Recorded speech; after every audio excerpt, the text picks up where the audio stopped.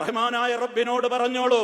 ആരെങ്കിലും പറയുന്ന രൂപത്തിലുള്ള പ്രാർത്ഥനകൾ കേട്ട് ആമീൻ പറയുന്നതിനേക്കാളും അപ്പുറം അവരവരുടെ മനസ്സ് തട്ടിക്കൊണ്ട് നിങ്ങൾക്കറിയാവുന്ന ഭാഷയിൽ നിങ്ങളുടെ കാര്യം പറയൂ. ഒറ്റക്കിരുന്നു കൊണ്ട് പറയൂ, കണ്ണുനീരൊഴുക്കിക്കൊണ്ട് പറയൂ. ആരും നിങ്ങളെ ശ്രദ്ധിക്കാനില്ല. നിങ്ങളും യജമാനായ റബ്ബും തമ്മിൽ നടക്കുന്ന കാര്യമാണത്.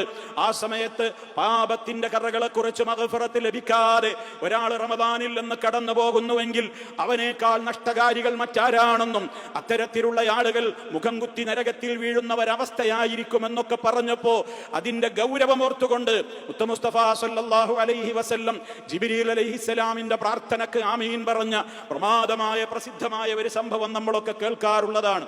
അതുകൊണ്ട് തന്നെ സഹോദരങ്ങളെ, വളരെ ഗൗരവത്തോടെ ഈ രാത്രിയെ ഹയാത്താക്കുവാനും ഈ രാവ് നഷ്ടപ്പെടാതിരിക്കുവാനും, അതേപോലെ തന്നെ സോഷ്യൽ മീഡിയകൾ നമ്മുടെ സമയങ്ങൾ കവരും.